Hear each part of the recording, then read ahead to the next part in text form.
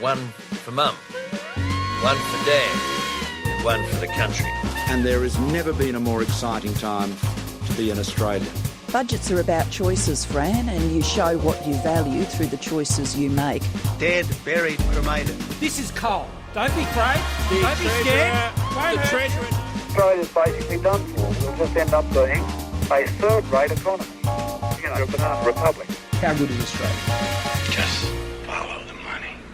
G'day and welcome to Follow the Money, the Australia Institute's podcast demystifying the big economic issues in Australia and putting them in plain English. I'm Ebony Bennett, Deputy Director at the Australia Institute, and today I'm delighted to bring you another conversation from our recent webinar series with Senate President Senator Scott Ryan. Senator Ryan was in conversation with Ben Oquist, Executive Director of the Australia Institute, and they were discussing how the Senate is a unique and powerful legislative body that provides accountability, representation and diversity to a greater extent than the House of Representatives. This was recorded live on Tuesday the 9th of March, and things may have changed since recording. Before we begin, I'd like to acknowledge that I live and work on Ngunnawal country and pay my respects to the traditional owners and elders past and present. Sovereignty was never ceded, and this always was and always will be Aboriginal land. So today we're talking to Senate President and Liberal Senator for Victoria, Scott Ryan, about the role of the Senate in our democracy. And the Australia Institute has some new research out today which shows the role and the powers of the Senate are sometimes quite poorly understood by many Australians. So I'll hand over now to the Executive Director of the Australia Institute, Ben Oquist, to introduce the Senate President. Thanks, Ben. Thanks, Ebony, and thanks for hosting us today and for all the webinars you've run for the Australia Institute. I know there's a big army of fans of yours out there, and thanks for today, but thanks for a terrific series through the pandemic and now coming out of it. It's been a great new institution, an initiative of the Australia Institute that's helping engage a whole new army of people in big social and economic and political debates. But it needs someone to guide them and encourage them and involve them in a thoroughly professional and entertaining and uplifting way. So thanks, Ebony, for everything, and thanks for having us today, of course. It's my great privilege to introduce our star guest today, President of the Senate, Scott Ryan. Scott was elected to the Senate in 2007 as a Liberal Senator for Victoria. He served as a minister, Special Minister of State, but he became President, and that's the role in which we've got him on today, of the Senate in 2017, becoming the youngest ever President of the Senate. I think becoming the first to step down from the ministry to become Senate President.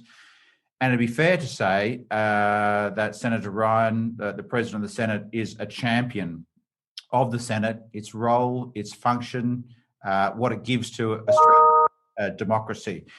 Here at the Australia Institute, we're big defenders of the role and the power of the Senate, and often are frustrated by its underreporting and the lack of understanding of its role and functions it serves in democracy. So we're really pleased to have Senate President Scott Ryan. We've been a big fan of what he's been saying and writing about the Senate as a staunch defender of it and a promoter of it. And maybe we'll come to our research through the discussion. So it's with that in mind that I'm going to throw it open to Scott to tell us what he thinks of this Senate and, to put it simply, why it's good. Well, thanks, Ben. Thanks for inviting me to be here today to talk about this interesting research and the role of the Senate. And thanks, Ebony, for hosting. This report provides an interesting snapshot that we don't always get into the public awareness of the status, powers and functions of the Senate. But at the outset, I want to highlight a few elements that are important context for any consideration of the role of the Senate in Australia's democracy. It's not widely understood that the Australian Senate is unique amongst the upper houses or the second chambers of comparable nations, and particularly Westminster-style parliamentary democracies. It is not a hereditary upper chamber like the House of Lords, an appointed upper house, such as in the case of Canada, or one elected on a restricted franchise, as some of our state upper houses were for many years, All of those lack the direct democratic legitimacy and mandate that the Australian Senate has, because it is elected and always has been on exactly the same franchise, i.e. the eligibility to vote, as the House of Representatives. It has equal legislative authority, except for a restriction on initiating or amending money bills or bills imposing taxation. But it has the ability to deny their passage, to say no, and to effectively insist on amendments being made. Consequently, most other upper houses around the world lack the constitutional power and authority of the Senate. Over time, they have become effectively advisory chambers that can merely suggest changes or delay the implementation of a government agenda, unlike our Senate, whose consent is always necessary for any legislative measure. Yet, despite all of this being in place in 1901, when Australia came together to form the Commonwealth, many of these powers remained dormant prior to two changes that were implemented decades later. The first was in 1949, and it was a simple electoral change. The Senate moved from becoming a majoritarian winner-take-all electoral system to one of proportional representation, which has, with some changes, effectively remained in place since 1949. The direct consequence of this is that, particularly in recent decades, governments generally do not have a majority in the Senate as they usually do in the House of Representatives. Second, in June 1970, the modern Senate committee system was established. This saw the commencement of estimates hearings that we have multiple times a year, allowing senators to question ministers and officials for hours on end. A much more extensive system of Senate inquiries into issues of concern to members of the community and to senators, and a comprehensive system of committee review of proposed legislation that came from the government of the day. The defining feature of Australian politics is that while the formation of government remains strictly a matter for the House of Representatives, the implementation of a government's legislative agenda, even measures announced in an election campaign or an annual budget, are contested in the Senate. They are not merely a matter for determination and implementation by a government of the day. The second point I want to make in this introduction, before we have a longer discussion, is specifically about this report, which I found particularly interesting and making a valuable contribution, as it both outlines what people know about the Senate and, to me at least, indicates an instinct that is supportive of the role of the Senate. Just under 60% of people surveyed understand the Senate can pass or reject legislation that passes the lower house. And 2/3 understand that the support of non-government parties is required to pass legislation, even if specific details about the electoral arrangements for the Senate, or the current status or numbers in the Senate are not as well understood. The instinct for the work of the Senate, to me, was best expressed by the fact that while only a third of people surveyed thought it best that the government of the day didn't have a Senate majority, only a third specifically thought that it would be better if the government did have a majority in the Senate. I can't help but think this reflects broad major party voting sentiments, and the reference that is included later in the report that I broadly concur with, to John Faulkner reflecting on both sides of politics, that support for the Senate is strongest in opposition and weakest when in government. Attempts to nobble the Senate are as old as the Constitution itself. For decades, the Labor Party sought its abolition, or at the very least, limitation of its powers, so that its consent for legislation was not always necessary, either generally or specifically in relation to financial matters. And in the last 2 decades, the Senate has been the subject of proposals that, in my view, would effectively limit its power and influence from its traditional defenders on my side of politics. But as any proposal would require a referendum, the chances of passage and effectively granting more power to the government of the day, in my view, are remote.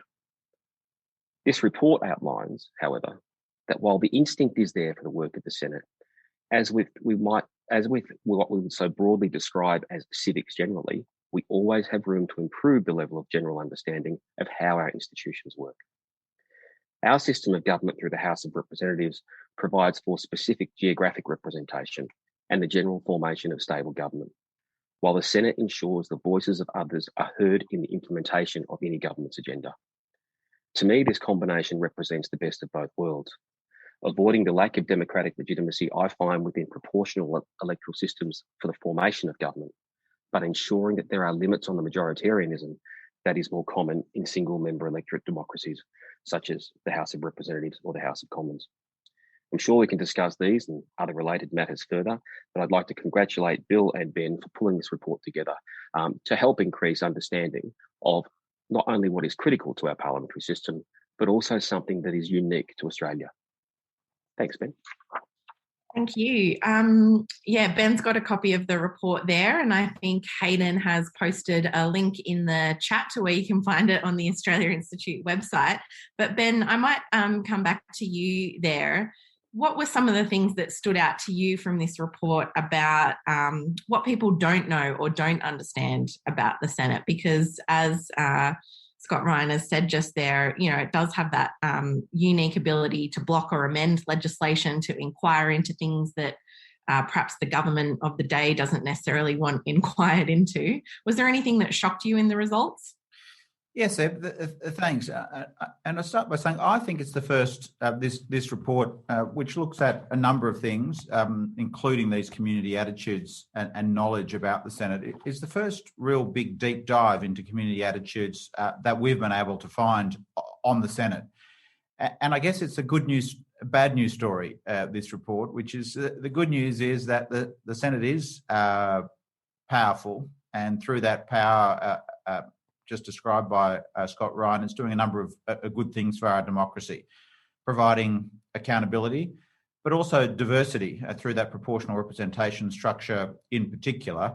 The Senate's increasing the diversity in representation in our politics. And that's a really important thing when, at a time globally, notwithstanding some slight differences during the pandemic, there's been a loss of trust in and faith in our politics, and that's bleeding to a loss of faith and trust in democracies here and around the world. And the Senate does provide that diversity that sometimes can help lift people's engagement and potentially trust in politics.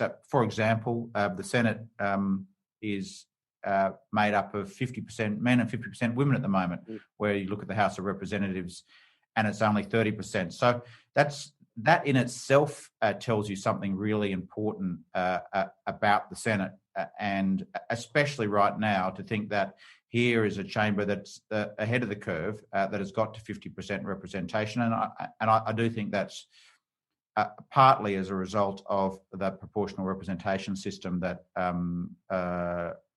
the Senator has just talked about. But you're right, Eb, there's a lot in this report that's kind of dispiriting about people's knowledge about the Senate. So that's the good news story part that I just outlined. The bad news story is that a very small number of people know, for example, that question time is held in the Senate as well as the House of Representatives.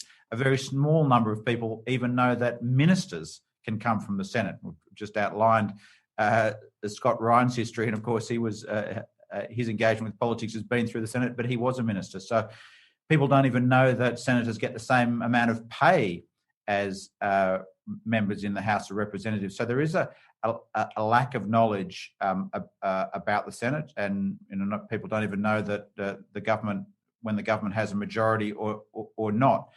So I guess the report, in many ways, is a call to arms for our political class, our media, our educators, to attempt to increase that knowledge and understanding of the Senate for a number of reasons. Scott's just outlined the unique powers of the Australian Senate and how powerful it is, and I think that's served our democracy and our politics well. I think it's prevented some bad reforms happening. I think it's kept some good bits of legislation in place in the past. But I think it's also strengthened our democracy overall and people's civic engagement in politics. But the report really is a call to arms that we need to do a lot better in helping the community understand the roles, responsibilities, and the function of the Senate for its own sake, but also to help fix politics. Because after all, politics can and should be a good thing. And the Senate can really be a way into improving our politics and making people feel more engaged in it. Yeah, I might pick up on two of those ideas. Scott, Ryan, can I ask you about, firstly, the accountability kind of mechanisms that the Senate provides, and then we might go later to Ben's point about diversity. But first of all, how does the Senate play that accountability role, and what are some of its powers that perhaps aren't as well understood? I'm thinking perhaps here of the orders for the production of documents, estimates, those types of mechanisms, and why are they important? So, in broad terms, thanks, Ebony, the Senate has the same powers as the House of Representatives over the members of the Senate. So, when I was a minister, I would represent ministers who weren't members of the Senate in the portfolios they held in the House of Representatives. And the Senate could seek to direct me to produce documents on their behalf. It had a more effective power over me as a Senate minister because it can ask me to effectively get documents from another minister, but it can't demand a member of the House of Representatives or enforce a demand against a member of the House of Representatives in the same way.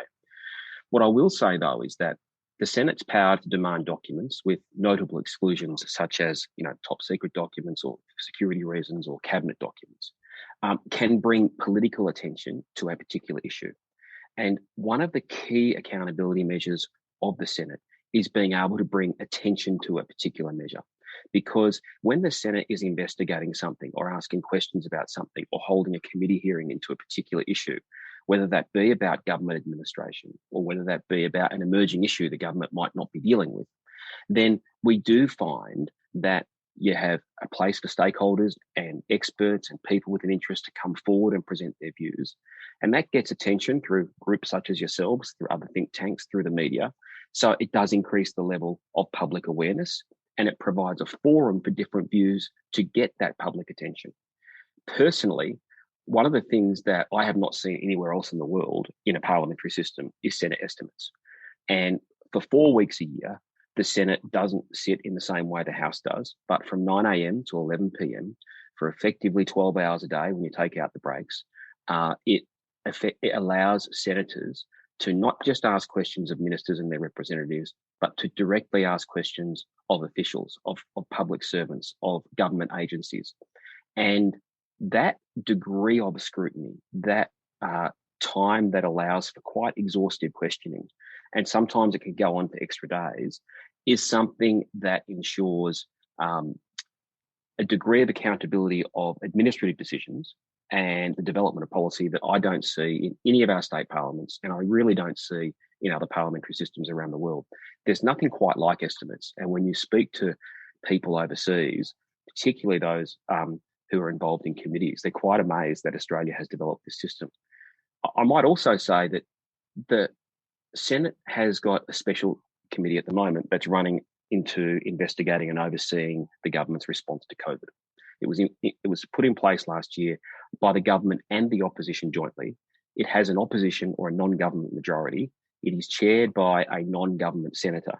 And I think the fact that we had basically everyone in the Senate and everyone in Parliament agree that a Senate committee structured in such a way was the ideal way to actually conduct that sort of oversight and ongoing investigation into administration actually reflected both the standing of the Senate and the expertise of senators who spend a lot of time on such matters and have developed quite a bit of expertise, either in a specific policy area or in general accountability mechanisms that are undertaken through Senate committees.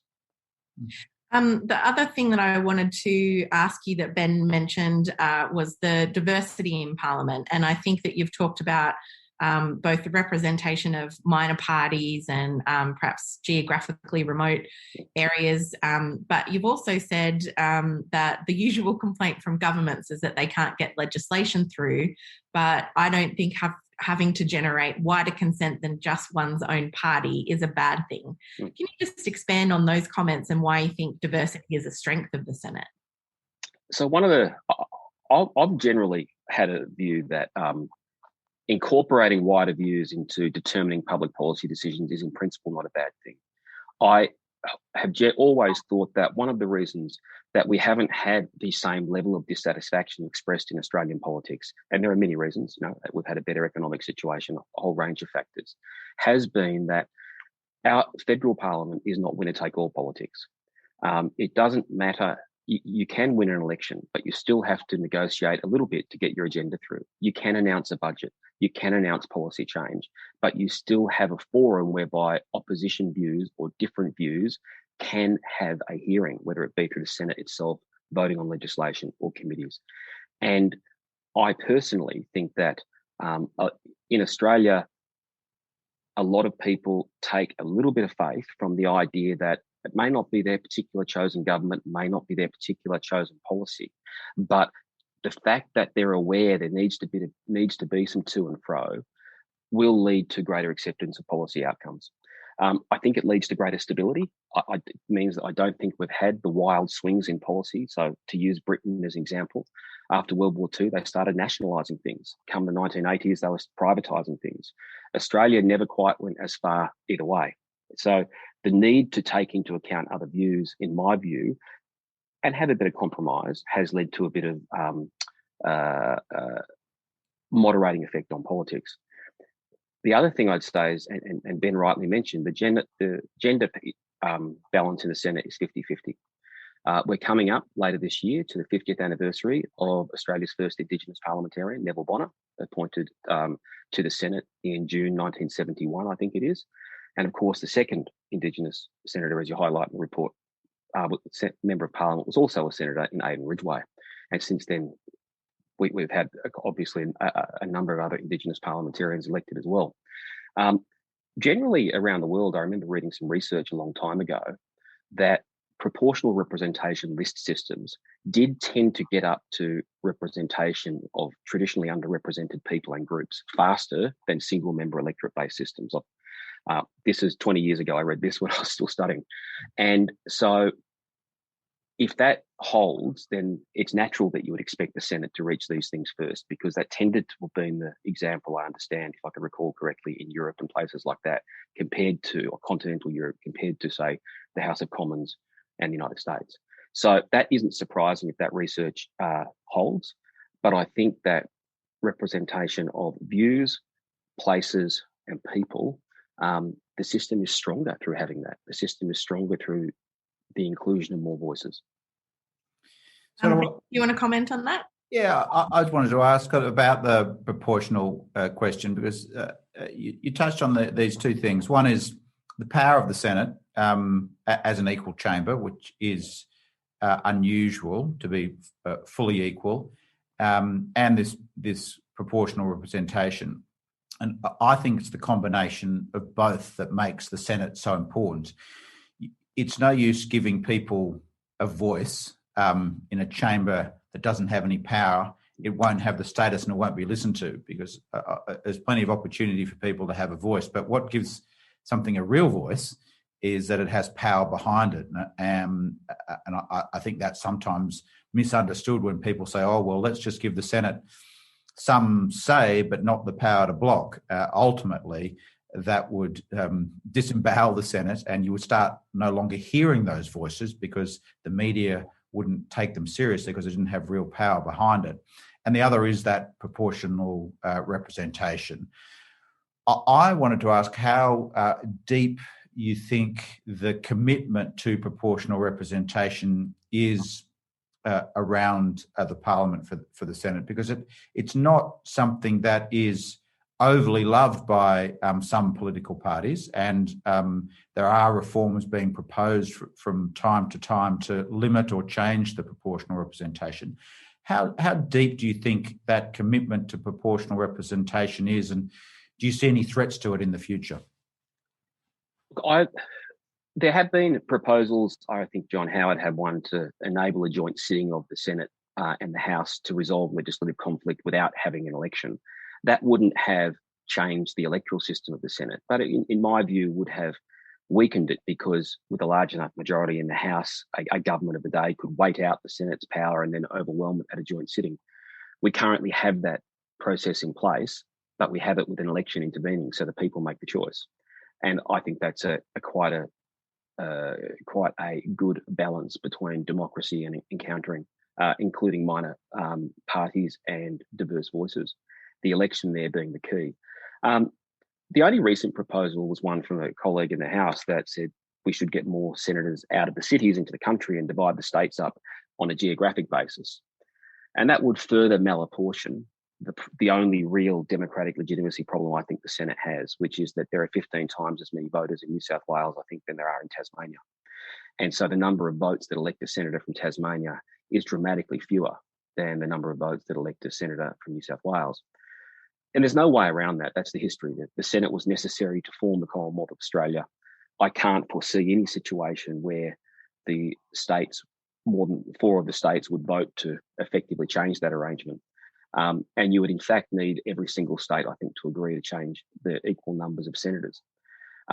So then you have the issue of, as you mentioned, would someone like to change the electoral system? Look, you can never say never in politics. I can speak for my side to the extent that I think there is a strong commitment from a good number of senators on my side to the current Senate arrangements, despite the frustrations we all, including me when I was a minister, occasionally express. And then we can rely on that quote from John Faulkner, which is that the support for the government comes from the opposition. And I don't realistically see an opposition nor the crossbench voting to change, even if such a proposal was raised. So I realistically don't see a proposal like that coming forward. It would have trouble navigating its own side of politics, no matter where it came from. It would then have more trouble navigating the Senate. I think the changes made for the 2016 election to remove group ticket voting and the preference whispering that was going on have increased legitimacy of the Senate. We no longer have someone being elected on potentially 1% of the vote through good preference deals, which can still happen in Western Australia and Victoria's upper houses. So I don't realistically see such a proposal coming forward. I wanted to just pick up on a little bit of a theme there, which is it a left-right issue, the Senate? I mean, you've talked about it had been a policy platform of the Labor Party to get rid of the Senate. You've talked about more recent proposals on the right to effectively nobble the Senate. You're a former research fellow at the Institute of Public Affairs, considered on the right of politics, but a fierce defender of the Senate. Do you see this, the role of the Senate, its power, its voting system, as really kind of breaking down those traditional divides, or does it still kind of neatly divide on left-right from time to time? Attitudes to it. Yeah, that's an interesting question. I can probably speak for myself best. I have always been someone who believes in the division of power, whether that be a federal-state division or a division with strong chambers.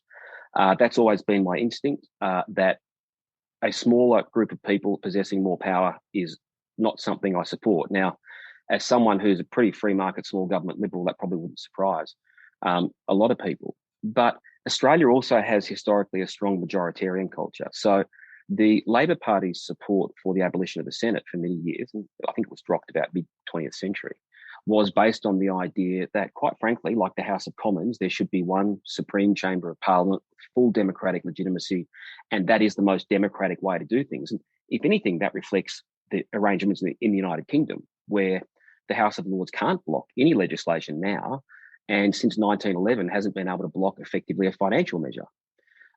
So I don't know if it is a left-right thing. I think it's sometimes expressed as such. In fairness to Barnaby Joyce's proposals, I don't think that is a left-right thing. He has a concern that while only 2/3 of Australians live in the cities, more than 3/4 of senators are based in cities. And so there was an issue there of regional urban balance rather than left or right. But at least in my experience with some of my colleagues, there are lots of people who support multiple voices being heard. Some of them might be like me because they're sceptical of the use of state power and want, we see this as a check and balance. Others probably have more of a weighting, I would guess, on the view that we get many more diverse voices being heard in policymaking. I like both. And I think if you look at Australia over the last 40 or 50 years, we've dealt with some very difficult situations. We've done it with imperfectly, like all systems of government, but without some of the social tension I think that we've seen elsewhere in the world. And I think the Senate's been part of that by ensuring that people who otherwise might not have a voice or might not trust the voices that are being making decisions actually see other voices being heard. We'll go very soon to questions from the audience, but before we get there, I did want to touch on more recent events, Scott Ryan. There's been a lot of talk about the culture of Parliament recently, with the alleged rape of Brittany Higgins in a minister's office, as well as the allegations against the Attorney General, which the Attorney General has strenuously denied. As Senate President, what are your observations on the culture in the Senate, and what can be improved in the culture more generally to make politics, less hostile to women? So if I just put the specific examples you mentioned to one side, there have been a few examples in the Senate in recent years of very difficult moments where I had to make some statements to the Senate about standards of behaviour. One of them was a subject of legal action between Senator Hanson-Young and former Senator Lionholt, and another one were comments made by then Senator Fraser Anning, I think outside the chamber, but then also some inside the chamber. I think that the most important thing I try and remember, we all get a bit heated in politics, is empathy. It is understanding that different people have different life experiences, different perspectives, and we can't know them all. And from that comes respect. And I think there's been an element of media and social media that has created an intensity around politics that has led to language changing, which has made it more confrontational, more hostile, more impugning of motives. Not, Scott Ryan, you won't take enough action on climate change and therefore, the country will bear consequences. But Scott Ryan, you won't take action on climate change because you're in the pay of someone. When we assign a motive to action, as opposed to making an observation about fact, in my view, what we're saying is you don't have to listen to that person, and I think that's very unhelpful. That's generally about politics. With respect to this workplace and particularly the treatment of women, and I might say we've had some other instances that are difficult as well, the ones I mentioned earlier. The Speaker and I plan to fully participate with the Jenkins inquiry.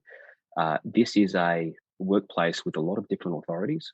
So, for example, most of the people in the building are part of the Department of Parliamentary Services, who service the building, collect Hansard, Parliamentary Library. We've got the Department of the Senate, the Department of the House of Representatives, the clerks, the committee staff. They're all effectively administered by the Speaker and myself through the various departments. The political staff of members of Parliament and ministers and shadow ministers are effectively employed by the Department of Finance under the Members of Parliament Staff Act. And so they're administered very differently to the officials that we have arrangements for. Can I just ask the other issues that you mentioned there with Senator Fraser Anning or wherever where you've had to make some type of statement to the chamber, is that to more or less try and set the tone and set the standard? Can you just walk us through, why you decided on that approach and what you're aiming for with those types of interventions? Well, as a Senate President, I don't have the same powers as a Speaker. So, for example, the Speaker can eject someone from the House of Representatives for an hour. I think it is an hour without a vote of the chamber.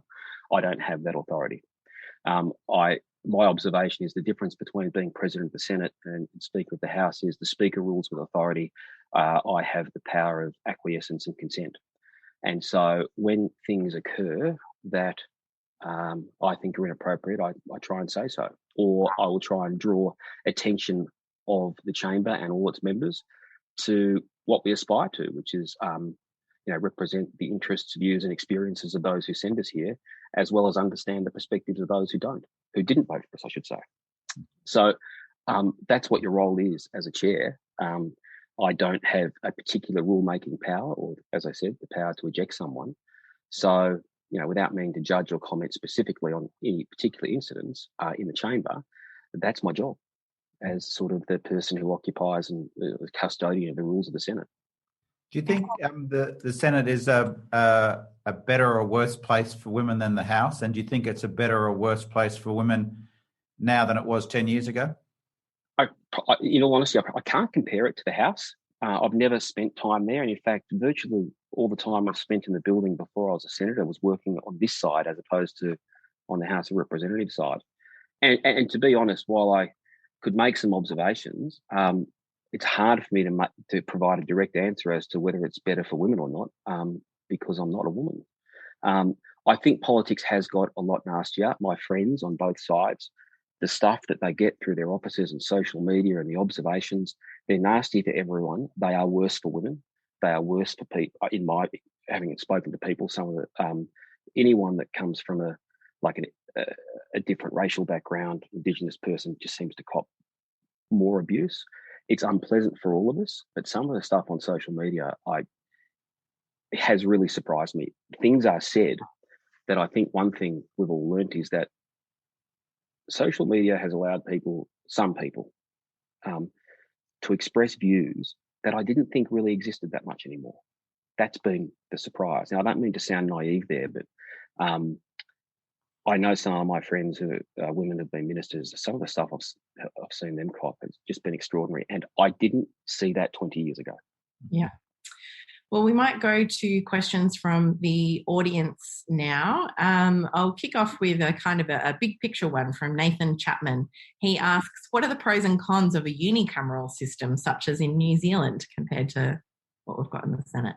So I did flag this at the end of my opening comments. I find those arrangements like New Zealand and other continental European countries, which will elect a parliament, single chamber potentially, or at least a chamber that forms government by proportional representation, I find that they lack democratic legitimacy. And I know that may sound odd, but I'll briefly explain. In Australia, you'll go to an election in the House, and generally you'll know that one of the coalition or Labor will win. They'll have a policy agenda and it'll be put forward. The challenge I have with proportional systems is that you don't usually get a majority of one side or the other. New Zealand's a bit uncommon at the moment with the result that the New Zealand Labor Party had. And historically, we've been very predictable with one side or the other side winning, but we have had two of the closest elections out of the last three in the last 60 years. What I don't like about proportional systems is that both sides can all put up a policy manifesto, but then it's all subject to negotiation after they're elected. Things can be thrown out, things can be added in. And I don't think that is as democratically legitimate as one side forming government, but then you ensure those voices that come proportionally are represented in the implementation of an agenda. So it's not about negotiations to form government, but it is about negotiating the implementation of an agenda. I think that's a good balance. I don't like the idea of politicians, could have even been people like me, sitting down, conducting negotiations after we've got elected on policies, deciding what gets thrown in and out of a cart in order to cobble together a majority to form government. Forming government should be a matter for an election. We've got compulsory voting, easy voting, and preferential voting, which I think is a very democratic balance. Then we have an upper house that is proportional, that ensures those other views. And remember, about 8% of people vote differently. 8% of people fewer vote for the major parties in the Senate than the House. Ensures, however, those views get heard. The next question is from John Ingram, who says, Senate inquiries often produce potentially useful insights on important issues, but their findings often seem to be filed and forgotten. How can they be made more effective or accountable to the government? Well, the Senate requires government respond to committees, and occasionally if the government hasn't responded, then there'll be a motion in the Senate to draw its attention to that. I think, while I don't have a lot of experience in this, one of the things I do think the Senate inquiries can make a difference for is to inform administrators, bureaucrats, public servants about concerns that are held by stakeholders or experts or people that have an interest in a particular program. I think there's a lot of influence that Senate reports have that is sort of below the surface that can drive the development of public policy or tweaking of policy. There are a lot of them, and I do think that our crowded media world has meant that they don't get the same attention as they used to. I've made an observation in another forum that the Senate is at its best when it's a forum for different views and negotiations and compromise, not a stage for people seeking attention. And so the same applies to committees, I think, where you actually have work by often long-standing members of committees who've got expertise in a particular area, I think that can inform the leaders on both sides, the ministers and the shadow ministers, but also particularly the public servants. But you're right to observe they don't get the same attention that they used to. But I don't think it means they're not having influence. And I draw people's attention again to that COVID committee, which everyone in the Australian Parliament said should be a Senate committee and not have a government majority. That degree of scrutiny does not exist in any of the states, and particularly my home state of Victoria, where there's a government majority committee that oversees the government policy. We have a degree of scrutiny in Commonwealth federal politics that does not exist, in my view, in any of the states. I've got a question here from Terence Hull, who says, what is the relationship between the President of the Senate and the Speaker of the House in managing parliamentary business? And do you share administrative offices? And do you have any suggestions for reform? So the Speaker is responsible through the clerk, the Department of the House of Representatives, so committee staff, chamber attendants and staff of the House. I am the same with the clerk of the Senate as the CEO of the Department of the Senate committees and all the work that goes on there. But most of the management administration work, they are part of the parliamentary service. It has its own separate act of parliament, like the Public Service Act. So they're all effectively treated as if they are public servants, just not under the control of the executive of the day.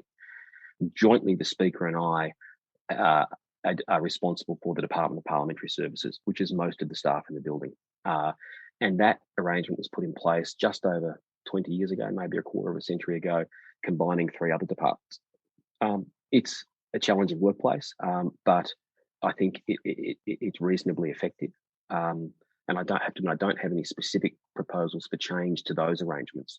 As I said earlier, the staff of members of Parliament, ministers and shadow ministers are employed under different arrangements, not under the oversight of the Speaker and the President jointly.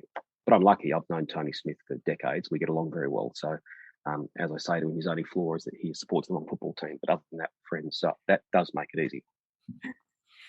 The next question I've got here is about the role of trade-offs in the Senate. So Birchall Wilson has asked, what are some of the examples of deal-making in practice in the Senate and what has been traded off to secure the passage of some landmark legislation? If anything comes to mind. Yeah. One of the changes in the Senate, and my knowledge of this is imperfect because I wasn't a member at the time, but if you go back to before the rise of the Greens and when the Democrats were the crossbench party, where the government of the day needed to negotiate.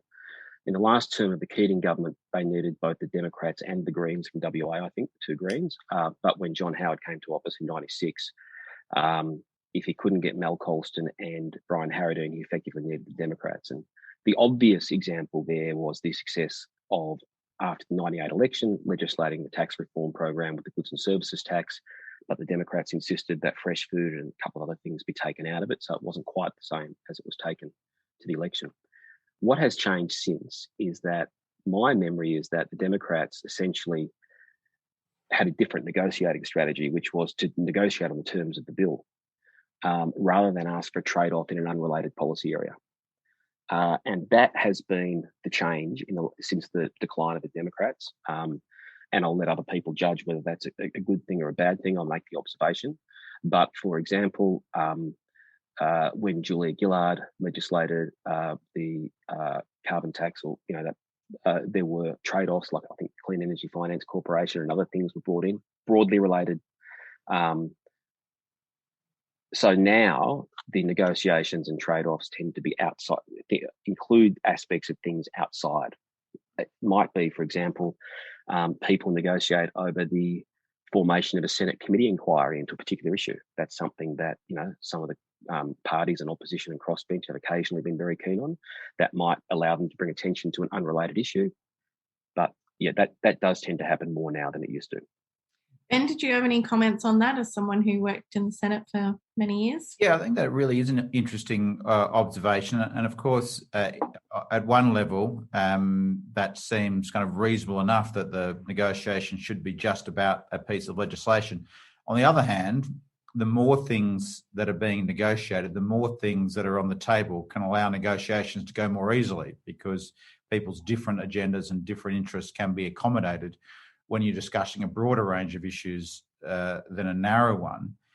it did lead me to the question, and you talked about the stability that the Senate has potentially provided in reforms not being unwound so quickly. And one of the ones we like to promote most at the Australia Institute is the Clean Energy Finance Corporation, an arena which you've just alluded to, which Tony Abbott attempted to repeal, but were blocked, and now seen as kind of positive by all sides of politics, and the government uses those vehicles to pursue its climate policy now.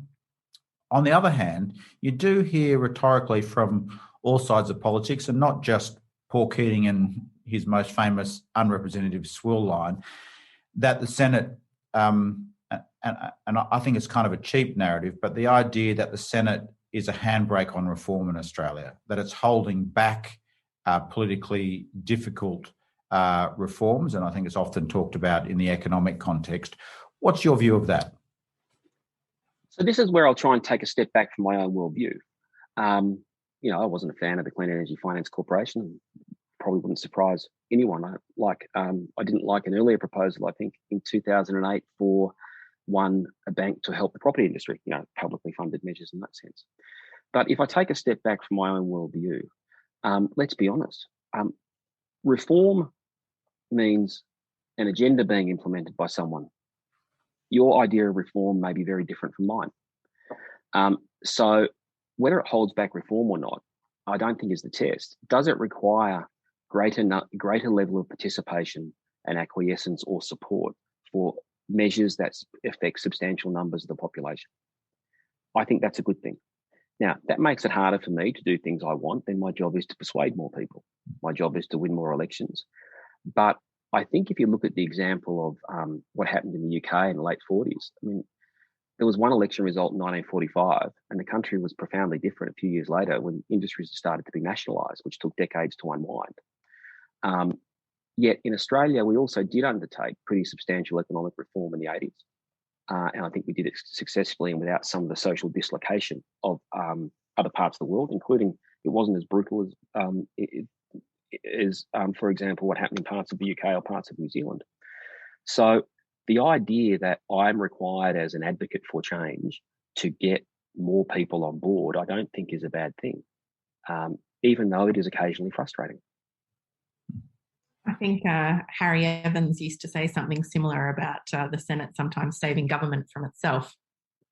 Harry has written, so most of what Harry's written about the Senate, I studied it when I was at uni and I found it incredibly persuasive, and his writing has stood up, I think, to events that he couldn't have foreseen a decade or more after his passing. Mm. The next question I've got is from Patrick O'Leary. He says, quite soon it may be the case that the ACT has a greater population than Tasmania, but a grossly disproportionate Senate representation. Is there any mechanism for redressing this given the role of federal parliament and its powers over the territories? So the parliament could grant more senators to the ACT. It couldn't grant them more than an original state. So Tasmania, I alluded earlier to one of the imperfections of the Senate is what is a pretty substantial malapportionment, but it was the price of federation. There was not going to be a Commonwealth of Australia without a Senate entrenched the way it is and requiring not just a normal referendum majority, but a supermajority and consent from each state that was affected by a change to the Senate. So I like to say politics is imperfect, but we look at the national results. Again, if you go back to the national results, and I just took some notes earlier to look at this, there's been a substantial growth in the non-party vote, non-major party vote, from a fifth in 2007 to a third of the Senate in 2019. A fifth of all senators come from outside the two major parties, and all parties receiving over 3% of the national vote are represented in the Senate. That's a fairly representative, even if the mechanism we use is imperfect. So I don't really have a strong argument against what Patrick just pointed out. It's sort of the price of federation. Whether that changes or not, I doubt you'll ever see the ACT treated like one of the original states. I'd just say page 32 of the report attempts to address some of these issues, and while noting that difference in representation quotas effectively from each state, how well, despite that, the Senate is representing people's vote in superior terms to the House of Representatives. Not that fully addresses Paddy's point or concerns. I think there is a strong case for increasing the number of senators from the territories, and no reason why the ACT and the Northern Territory shouldn't have 4 senators and wouldn't get yourself into any constitutional difficulties. We've got about 10 minutes to go, so a couple of time for a couple more questions yet. The next one is from Dave. I'm not sure if you're a David or you put in your name there twice, Dave, but Dave mentions that party politics in Australia is one of the strongest in the world. And do you think it is undermining some of the roles of the Senate? Question. So I have, one of the reasons I'm in the Liberal Party, or one of the many, is that I have always opposed the binding caucus and the pledge of the Labor Party. It actually was, if you go back and read the late years of the 19th century and the early years of the 20th century, one of the most contentious elements in early Australian politics. The pledge that the Labor Party and the unions introduced on members of what became the Parliamentary Labor Party. And quite a few members left the Labor Party over it. And that has always driven, you're quite right, a degree of party discipline in Australia that is not common in other parliamentary democracies. You find people breaking the party line or breaking the whip in the UK, Canada, more than you do here. But it's not like the US really anywhere. Parliamentary systems where you have a chamber that forms government tend to have stronger party discipline.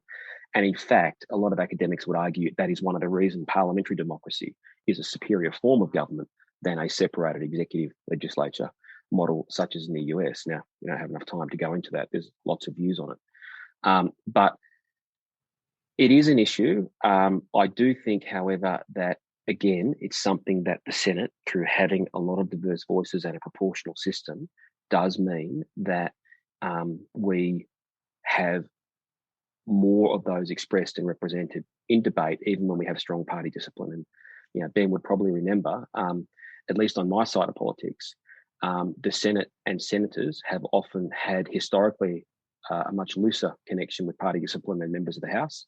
And in fact, in the Fraser government, when he had a majority from 1975 to 1981, there were many, many occasions where senators from the government crossed the floor against their own party. It doesn't happen as often now, but I do think one thing that does occur is that inside both the parties, senators do express, and I can say experience of the coalition, senators do express internally a greater divergence of views, partly reflecting the diversity of voices comprised in the Senate itself. I should add, I don't mean to dismiss the House there. They do as well. I can really only speak to my experience of the Senate. Yeah. Ben, did you want to comment on that? And also I've got another question here from Kim Darling, who asks about the role of minor parties in independence in perverting good debate by the government of the day, and thinking there of the role that Senator Harradine played in the past. But did you just want to comment on the role of minor parties and independence and the crossbench in the Senate? Yeah, and the floor notion, I do think that's interesting. There hasn't been as much floor crossing in the Senate. I think there would be more floor crossing if the government had a majority in the Senate. And I think, in effect, there was more when it had that majority period just before Senator Ryan was elected. And, Barnaby Joyce made his career, in fact, out of crossing the floor or threatening to cross the floor when the government effectively had a one-seat majority in the Senate. It's not likely that either side will have a majority in the Senate anytime soon, but it's always possible. The coalition is not that far away from it, and a strong landslide result could produce it. And I think you'd see a lot more floor crossing in those circumstances as we have in the past. I do think that minor parties and crossbenchers just inherently increase the diversity in the parliament. But I think the key point is, though, and Harry Evans often made this point, and Scott's talked about it, is the special power of the Senate to be an equal house. Those voices are not heard. They're not a point for the community. unless the Senate's powers are strong and they are constitutional. And I think that's what gives it its special role. We've only got a few minutes left, so we're going to have to wrap it up there, I'm afraid. But Scott, you've got a new book coming out. In fact, I think it's just come out recently on challenging politics.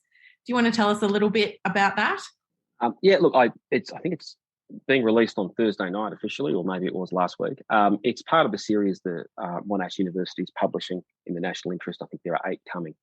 And I was given the opportunity late last year to pull together what is effectively a long essay explaining that what's changed in our politics that have made a number of our assumptions about how we get things done harder to achieve. One of those is not compromise for compromise's sake, but knowing that 70% of something is better than arguing for 20 years over 0% of everything. And that the pressures on our political system, the pressures on the media are creating unique challenges on politics, and we need to focus on what we want to keep, what we need to maintain in a new media and political world. And I mentioned one of the things earlier, that one of the things I've noticed over the last decade is people don't debate with each other on facts. There's a lot more impugning of motives. There's a lot more saying you won't do this because of something, which is really an excuse for people to not listen to you. I'm not claiming I'm perfect on this. No politician has a halo. We all look back and think we could have done something a bit better. But the other thing is the importance of compromise and trade-off. Not everything can be the top priority. If we do A, we are going to do less of B, even on the basis we don't have time to do both at the same time. If we're going to spend more, we're going to raise debt or raise taxes. If we're going to cut taxes, we're going to cut spending or increase debt. And there isn't as much discussion, in my view, of what those trade-offs entail. That's partly a product of single issue groups, I think, all arguing for their own priority to be number one, and the weakness of political parties because they're not as big as they used to be. Well, I encourage everyone to go out and see if they can find a copy of Challenging Politics by Scott Ryan. That's available through Monash University Publishing and should be available soon if it isn't already in your local bookstore. If you're interested in that report that the Australia Institute has released today, it's up on our website at australiainstitute.org.au/that was events for webinars. I'm so used to promoting the webinars. You can find that on the homepage of our website. We will have to wrap it up there. Thank you so much for your time today, Senate President Scott Ryan. We really appreciate it. And thanks for having me. Thanks to you as well, Ben. Thanks again, everyone. Thanks, Scott. Thanks, Ebony. Terrific. Thanks, Ben. Thanks, Ebony. Thank you. This has been a special webinar episode of Follow the Money. All of our webinars are free and available to view on our YouTube channel, which you can find and subscribe to at australiainstitute.tv. All our latest research and content is at australiainstitute.org.au, and you can find us on Twitter at the Oz Institute with an AUS. My Twitter handle is ebony_Bennett with a NNT, and you can find our producer Jennifer Macy at Jennifer Macy. Our theme music is by Jonathan McFeet from Pulse and Thrum. Stay safe out there, everyone, and thanks for listening.